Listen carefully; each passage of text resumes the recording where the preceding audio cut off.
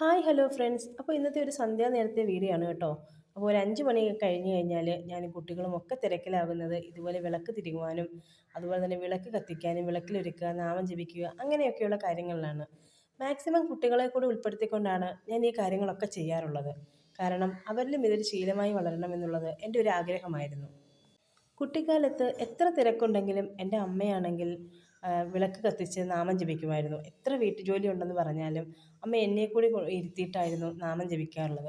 അഥവാ ഞാൻ നാമം ജപിക്കാതെ എന്തെങ്കിലും കളിയിലോ മറ്റിലോ ആയിപ്പോയാൽ പോലും അമ്മ എൻ്റെ അടുക്ക വഴക്ക് പറയും. സന്ധ്യാസമയമാണ്, നീ 4 നാമം ജപിക്ക് എന്ന് പറഞ്ഞിട്ട് വഴക്ക് പറയാറുണ്ടായിരുന്നു.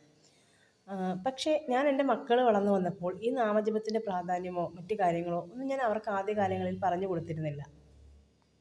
അതിൻ്റെ കാരണം ഇവർ കുഞ്ഞുനാളിലിരുന്നപ്പോൾ ഇവരെ നമ്മൾ പൂജാമുറിയിലൊക്കെ കൊണ്ടു ചെന്ന് കഴിഞ്ഞാൽ ഇവർ അവിടെ ഇരുന്നിട്ടുള്ള സാധനങ്ങൾ മുഴുവൻ എടുത്ത് കളയുകയും നശിപ്പിക്കുകയും ഒക്കെയായിരുന്നു ഇവരുടെ പതിവെന്ന് പറഞ്ഞാൽ.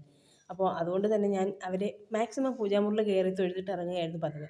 പക്ഷേ അവരിച്ചിരി വലുതായപ്പോൾ ഞാൻ അവരെ കളിയാക്കിയിട്ട് പറയുമായിരുന്നു, ഓ ഞാൻ എപ്പോഴും ഈ കുട്ടിക്കാലത്തൊക്കെ നാമം ജപിക്കുമായിരുന്നു ഈ സമയത്തൊക്കെ, നിങ്ങൾ എന്തുകൊണ്ടാണ് ആ നാമജപത്തിലേക്ക് വരാത്തത് എന്ന് പറഞ്ഞിട്ട് ഞാനിങ്ങനെ എന്താ പറയുക അവരെ കളിയാക്കുമായിരുന്നു.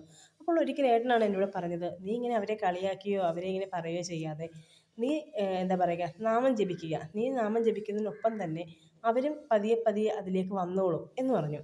അപ്പോൾ എനിക്കും തോന്നി അത് ശരിയാണല്ലോ, കുട്ടികളെ നമുക്ക് ആ ശീലം പഠിപ്പിക്കണമെങ്കിൽ നമുക്ക് ആദ്യം ആ ശീലത്തിനെ ഒന്ന് പൊടി തട്ടിയെടുക്കേണ്ടതായിട്ടുണ്ട്. കാരണം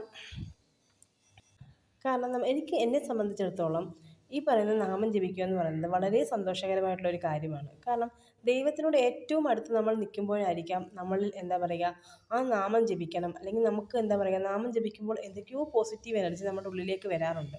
അപ്പോൾ അതെനിക്ക് ഏറ്റവും കൂടുതൽ നന്നായിട്ട് ഫീൽ ചെയ്തിട്ടുള്ള ഒരാളും കൂടിയാണ്.